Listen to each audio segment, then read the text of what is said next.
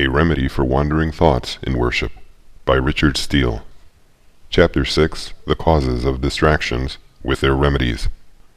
Section 1, Secret Atheism. We shall now proceed unto the more practical part of this subject, namely, to find out and sum up the causes of this epidemical disease, which is the sixth point to be discussed. The first cause of distraction in God's service is secret atheism. There is an atheism of the head, an atheism of the heart, and an atheism of the life. In the first, quote, "The fool hath said in his heart, there is no God." Psalm chapter 14, verse 1. Mark, it is not he hath thought in his heart, but says it by rote to himself, rather as what he would have said, than what he doth believe. And of him it is truly said that the speculative atheist is the greatest monster in the world, except the practical. And our divisions in the church, by the help of our corrupt natures, have made proselytes of a considerable number to this desperate opinion, as if the different opinions about the ebbing and flowing of the sea should render it doubtful whether the sea did ebb and flow at all, or the disputes about the manner of vision should call our sight itself into question. You would think it a vain conclusion to arrive at, because philosophers argue much about the sensitive and vegetative faculties of the soul, that there is no rational soul at all, inasmuch as these very debates do argue a rational soul, by which these points are disputed. Even so, it is notorious madness to conclude, from the variety and diversity of opinions about religion and government, that there is no God, seeing you are supported by him, while you dispute and argue about him. Atheism of the heart is that whereby the fool hath said, quote, also in his heart, there is no God, end quote. That is, either secretly questions or but coldly assents to the existence of God, or heartily wishes there were none at all. And it is worth observation of both these, that they are such as are obnoxious to the divine majesty by some misdemeanor. The felon wishes there were no judge at all, yet even these are forced in some pangs to acknowledge him. At some fright by thunder, under some horror of conscience, or at the point of death, they are compelled to give Jehovah his due.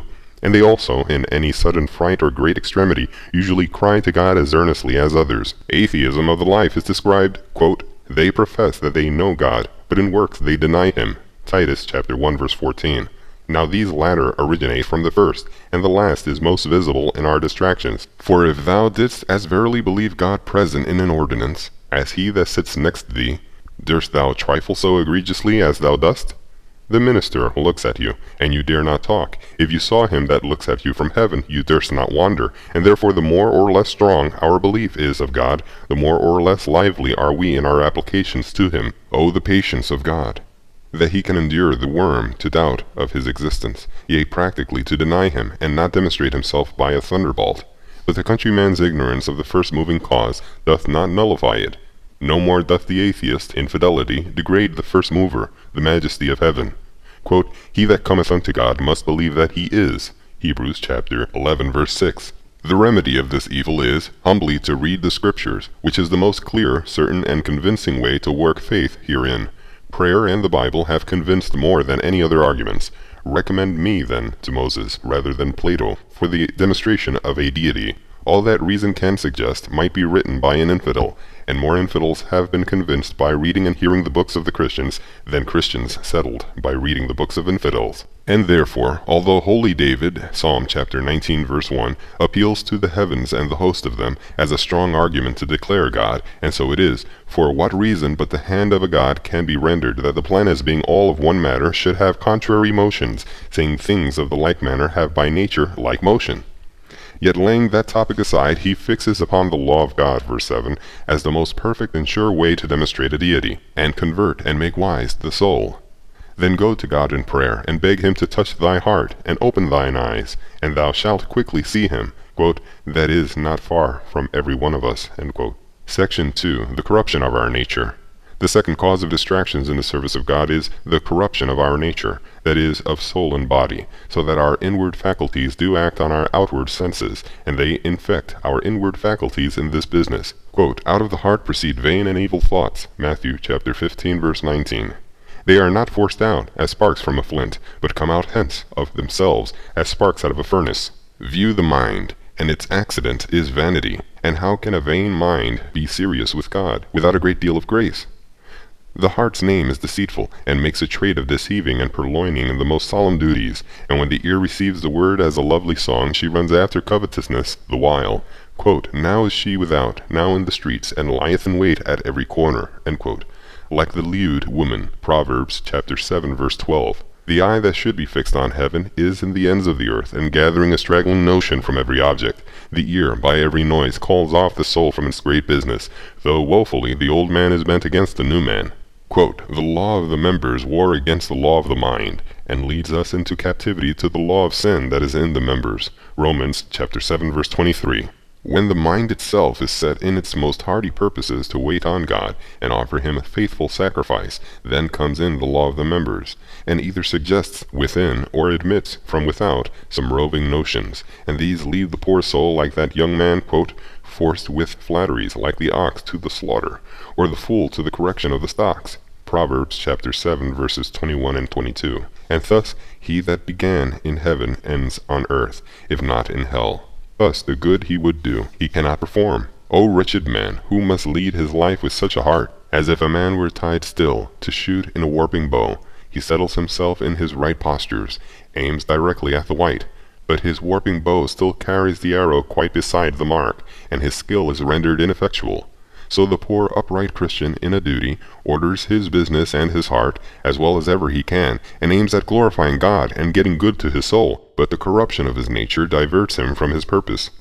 This hinders the elevation of the soul, which would fix it in God's service. Like one that hath a light heart and a heavy body. The light heart would fly, the heavy body clips her wings, and will hardly creep. O, saith the soul, now will I arise and soar into heaven. I will speak with my God. My wants are pressing, my sins increase, eternity approaches. Who will give me the wings of an eagle? I will never live so far from God, I will hasten away. Thus this bird of paradise takes wing, when behold, the stone of her corrupt nature hangs at her leg, and weighs her down. She flutters a little, but cannot fly. Because of the heart she cannot fly. And not only dullness, but the deceitfulness of our corrupt nature furthers our distractions. For though the heart be deceitful from the beginning to the end of the year, yet her prime and most subtle sleights are shewed in the service of God, where she is put hard to it to manage for herself, and therefore useth her finest notions and excuses to evade the presence of God, and the powerful influences of the Holy Ghost. Like some cunning thief that joins himself to the unwary traveler and gives him pleasant company a while, till at the length he draws him out of the way and takes his purse. Before he is aware he is in a wood, and his money is gone. Even so the heart of man professes to be very willing to pray, or to perform other duties, and goes with us a while. But before we have proceeded 20 sentences in our work, this, quote, deceitful heart turns us aside, and brings us to feed upon ashes, end quote, and binds up the faculties that we, quote, cannot deliver our souls, nor say, is there not a lie in my right hand? Isaiah chapter 44:20. Now is it not a hell upon earth to live with such a heart, to cross a man in the midst of his greatest business, disappoint him in his highest expectations, and make him lose his labor, if not his soul? The remedy against this corruption of our nature is hard. To divert a stream is easy, but to dry up a spring is difficult. Stop it here, and it breaks out there. So to divert and discharge a wandering thought is easy in comparison, but kill one viper, and there is 100 more ready for birth. We think sometimes our worldly business is the only cause of them, but the most retired hermits prove to us that an unsanctified or half-sanctified heart can find matter enough of diversion in a naked cell, and that the corruption of the subject as well as the bewitching nature of the object makes us trifle in God's worship. As Jerome tells of Hilarion, whose heart, roving from God, was soundly scourged for his labor by an angel, and therefore the only cure of this is to get a, quote, true and greater degree of sanctifying grace, end quote. You that have no grace can never pray well till your hearts be changed. A new heart can only sing this new song well. You complain that you want expressions. It is impressions you want, and nothing else. If you had that sense of sin which makes the soul ache and mourn, you would find words sufficient to express it. When you are in danger of falling into hellfire, nor smiling at one another, when God is frowning and thundering against you. He that feels the stone torment hath few wandering thoughts while he is telling his grief, and seeking help. The condemned prisoner is not sleeping or trifling at the bar. Dionysius's flatterer had little regard for his music when the naked sword hung by a hair over his bare head. Neither would a poor sinner, if we were enlightened to see his guilt and danger, so commonly and senselessly trifle before God when his matter is debating, in terms of life or death being proposed. Alas, there is no hope for your cure in this, till your fundamental disease be healed. Your whole life is a long distraction from the true end and main business of life, and therefore it is important, if ever you would perform a pleasing duty unto God, to get, quote, grace whereby you may serve God acceptably, end quote. For without that you cannot do it. And to counterbalance that corruption of nature in you, you that have some sanctification must get more. This sweet wood, cast into the bitter water, will by degrees render it more wholesome. The more sanctification, the more you will be mortified to the world, and all the vanity and business thereof, and then its thoughts and cares will not rush in with that violence upon you, but stay to speak with you at your better leisure, or if they be invading the heart, you will have more vigor of grace to expel them, and more repentance for them. You will be more lively and spiritual and fervent in religious duties, and so have less room for these wanderings. For he that is fully engaged in his business prevents the assault of the most importunate diversions, and a lively, serious Christian runs on his errand like Elisha's servant, quote, If thou meet any man, salute him not, and if any salute thee, answer him not again. 2 Kings chapter 4, verse 29. And Satan cannot fasten discourse on such a man. Yea, and generally, the more holy the heart is, the fewer of these wandering thoughts.